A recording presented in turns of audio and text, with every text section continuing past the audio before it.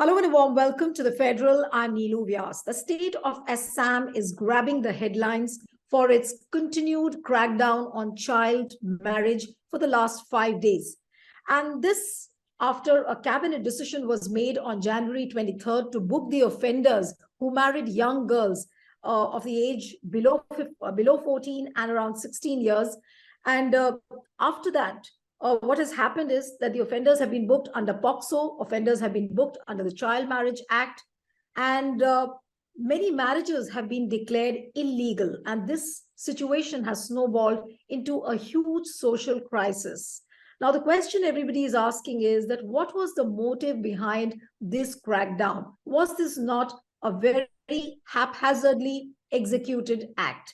And is this some kind of a publicity stunt which the Chief Minister of Assam, Himanta Biswa Sarma, is seeking?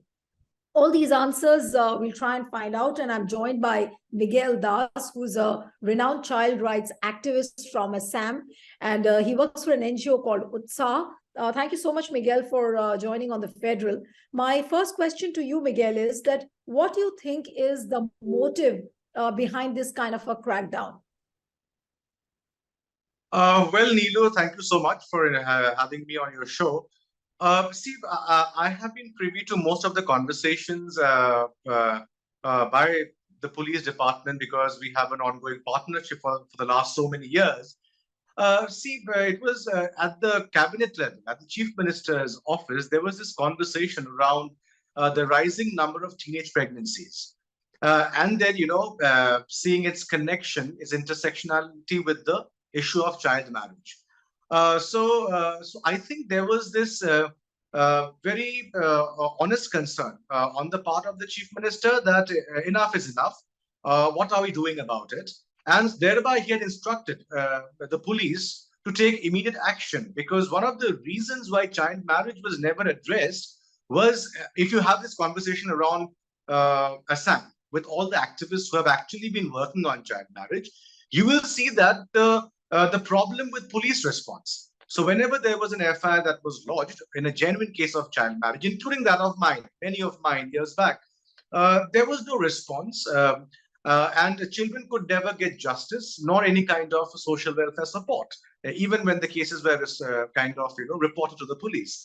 So I think what the chief minister wanted through this action was to send out a strong message that enough is enough, and the state, especially the police, will not keep quiet if the rights of children are violated in a child marriage contract. Miguel, my next question is that what is the kind of the situation which is visible on the ground? Is it true that many marriages have been declared illegal? The little girls have been left in a lurch. They have nowhere to go because their husbands have been booked. They have been imprisoned. What is the situation which you are seeing on the ground? The situation is of course, there will be a public outcry because, once a marriage has been contracted, it forms a social unit. And with everyone in that marriage having constitutional rights, including children born out of such marriages.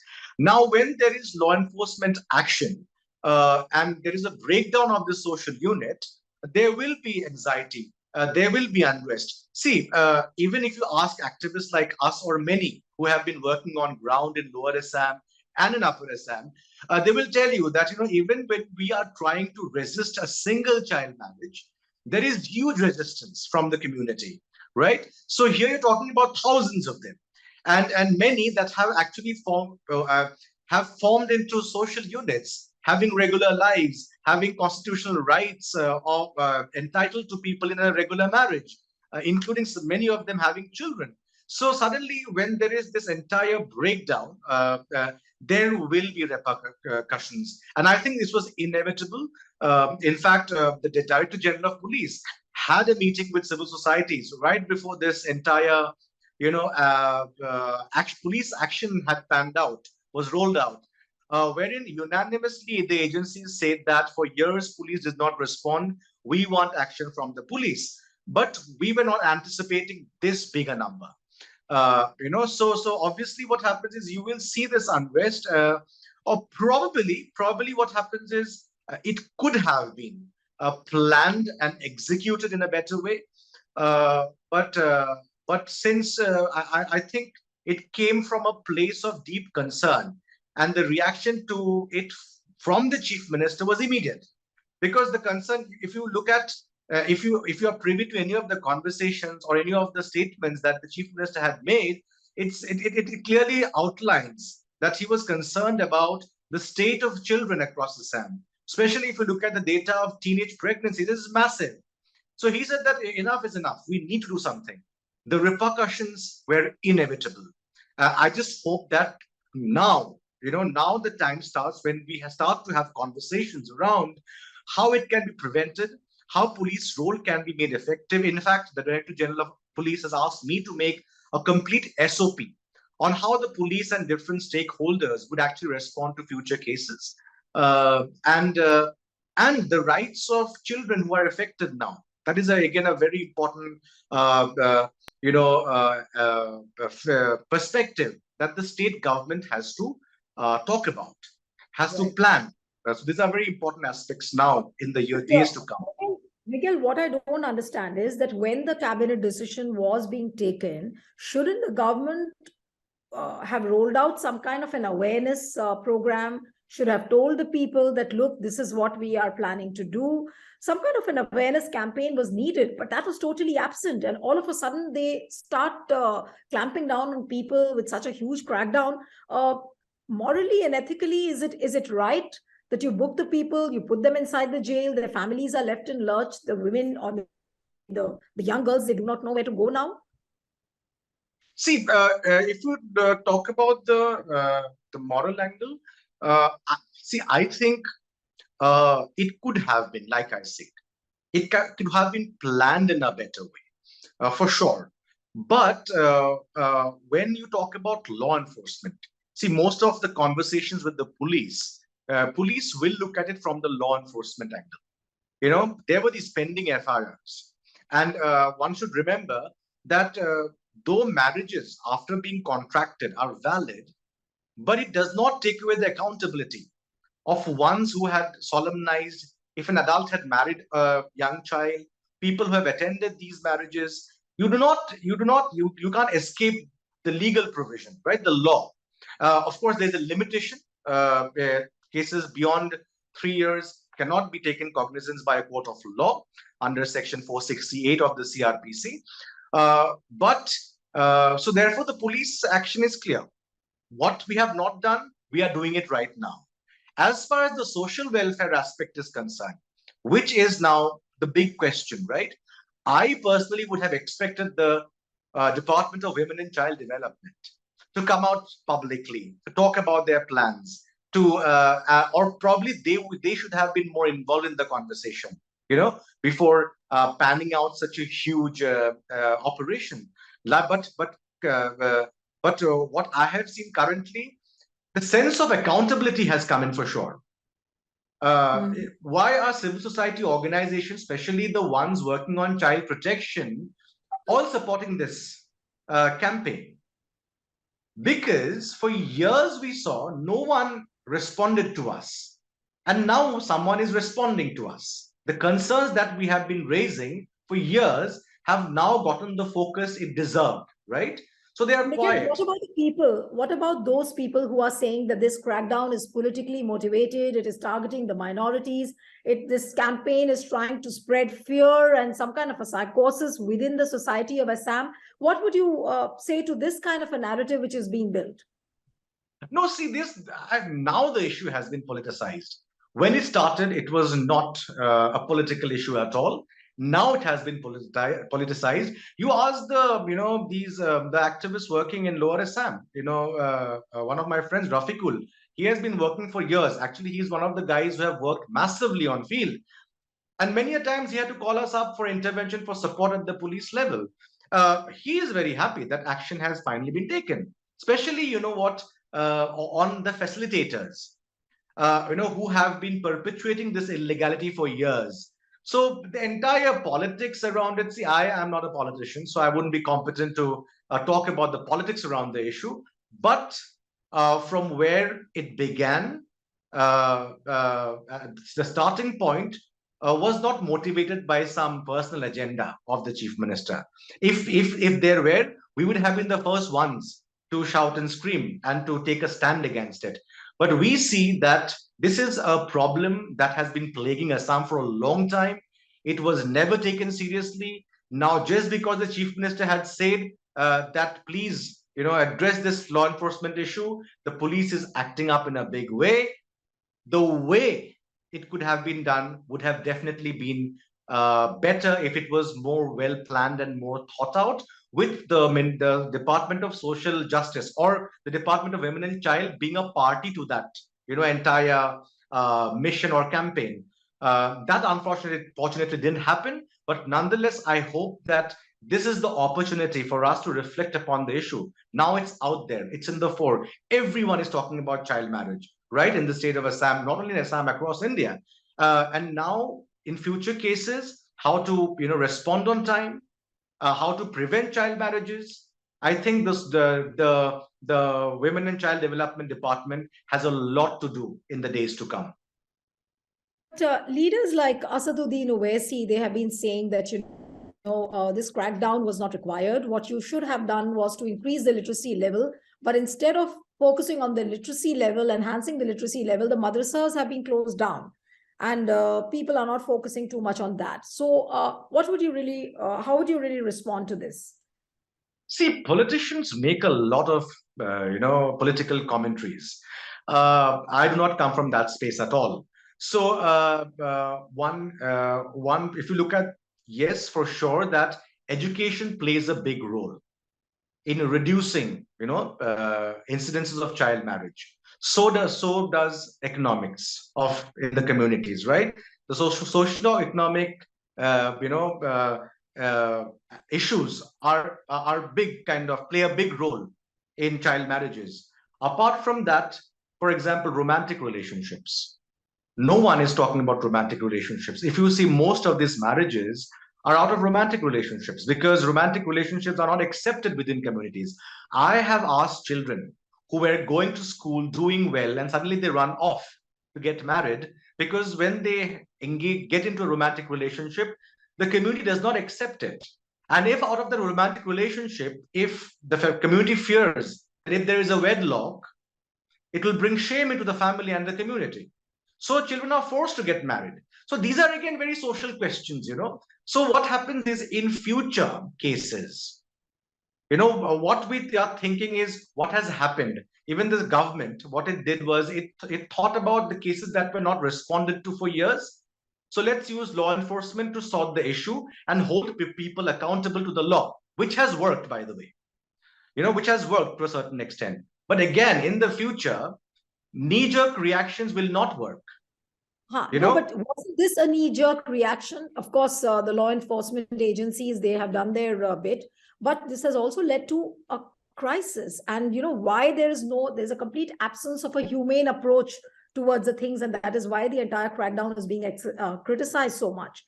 But the point is, no, but what I want to ask you is, Miguel, that what is the situation on the ground? What is the condition of the jails? Because I'm told, say, for example, in Silchar, the schools have been opened up as detention centers. How far is that true? What is the situation? What is the sense you are getting from the ground? Yes, of course, there are no space for, after apprehension of so many people. The jails don't have adequate spaces anyway, right? So the government probably is making spaces to kind of, where will you put the arrestees? So like I said, but see, this is the tip of the iceberg, Neelu. The second part is that POCSO will be invoked here. Now, POCSO gets in a lot of complexity.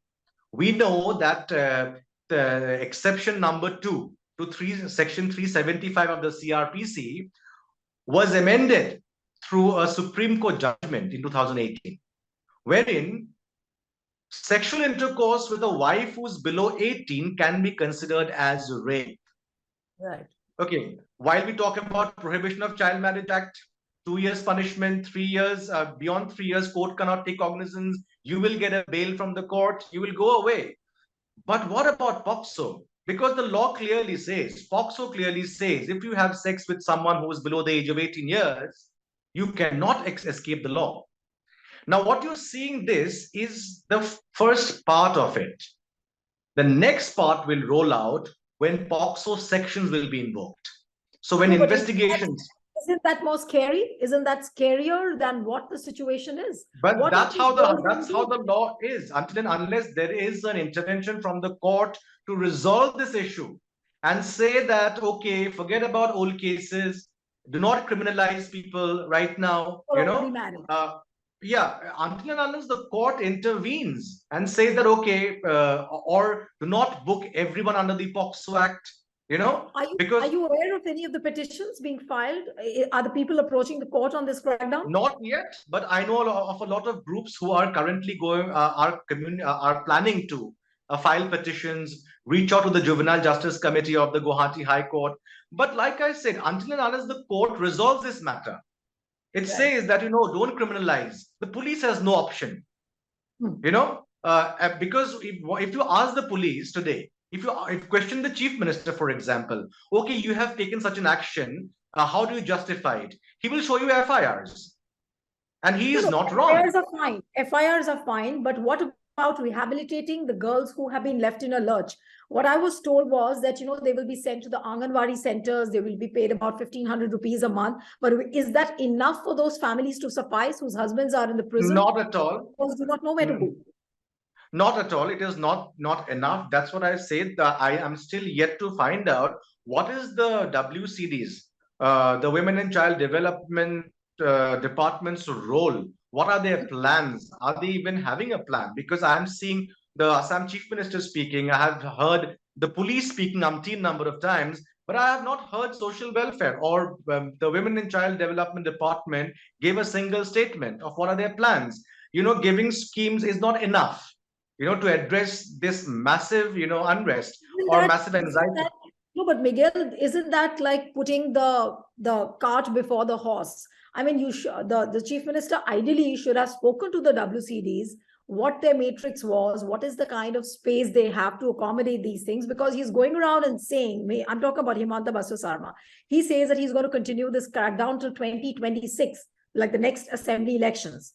Now, if he makes a statement like that, then shouldn't he have been more prepared to face a situation like that? Now he doesn't even know what his Women and Child Development Ministry is doing, what is the kind of space they have to accommodate these kind of cases.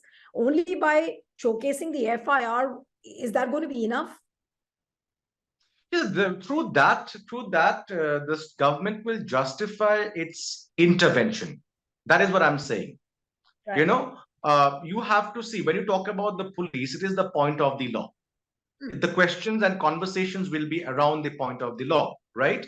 But nonetheless, from the information that I have, currently the chief minister is looking into, a larger rehabilitation, future prevention, what can be done to probably support these women and their children.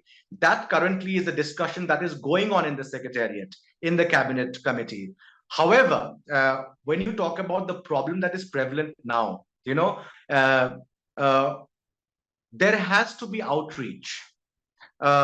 Someone has to reach out to these women in the communities. Someone has to understand their concerns, their anxiety, and what can be done to support these women. Probably, see, even for bails, bails are very expensive affairs. So can these women be given legal aid, for example, to support that? That is a question the state has to mull upon, right?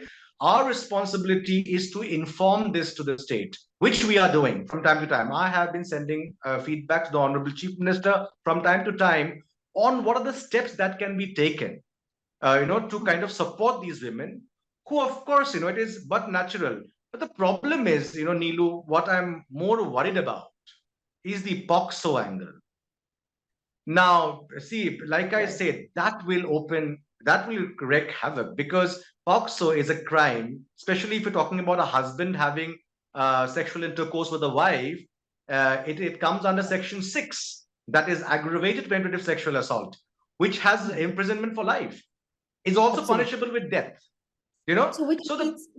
Which means that the way the things are heading, only a court intervention now can prevent this kind of a crisis which is unfolding in Assam, right? Yeah, the court interventions can ensure that the impact is minimized. Court intervention can ensure that the women have their rights protected. Court intervention is the only intervention that can decriminalize. Right. POCSO in retrospect, or or Child Marriage Act in retrospect, because otherwise there is no way out. One cannot escape the law. If the chief minister says today, okay, take back the FIRs, he cannot. If the chief minister says that, okay, we will not prosecute them under the Prohibition of Child Marriage Act, or will not prosecute them under POCSO, he cannot, because these are all legal offenses. And everyone can be booked under that. You might get married, your marriage might be valid, but you can still not escape the law, right? So what happens? Only a court intervention probably can say that, okay, listen, let's not criminalize these people, or what has happened. Let's provide services, let's provide social protection to children, and in the future, let police be proactive. And in the future, see, it has to be looked at with a more futuristic kind of perspective. At this moment, there will be the legal process. Women will have to fight for justice, probably, but and probably in cases where there are romantic relationships, they will go into a court of law. Probably there will be acquittals there, because we know in romantic relationships under the POCSO Act, in 90% cases, there are acquittals, because the women will never depose against their husband. But nonetheless, it's a long court process. Do we want women to go through that process? Because it's a very long, drawn, complicated process. And plus, if you're under POCSO, it also gets in a lot of social, repercussions, because you will be isolated. You will be considered a rapist. Absolutely. Undoubtedly, the state is staring at a huge crisis, and which is unfolding as a social crisis, some kind of a legal crisis. I don't know how they will really tackle with this. But my last question to you, many people say that this is some kind of a publicity stunt of Himanta Biswa Sarma. Do you really agree with that? And with that note, then I'll end the program. Miguel? So is it a publicity stunt by Himanta Biswa Sarma? I think that has come more from, again, these are political commentaries, and I don't want to get into a political slugfest, because I'm not a politician. So what I can say is that at the end is that it is not a publicity stunt from where I see it. One, it was sudden. We didn't know about it, but we knew something was happening. It could actually put in, but one thing I would say, that the problem needed to be addressed for a long time. Law enforcement action set in a kind of accountability for sure. I have spoken to people in the community. This aggressive crackdown, you feel, is going to have impact on other states as well, not only in Assam, right? The kind of messaging. Will it have impact on other states? So I think the other states can probably, plan it better, because they know what the outcomes would be of such a crackdown, right? But accountability has set in. We hope that in the future, we are able to prevent child marriages through timely police action, through timely, rehabilitative social protection for children, and most importantly, we need to stop children from being victims of child marriage. Thank you, Miguel. It was lovely having you on the program, and send us your feedback. I'm appealing to the viewers. Share this video as widely as you can, and stay tuned to The Federal. Thank you again, Miguel, for joining on The Federal. Thank you, Neelu.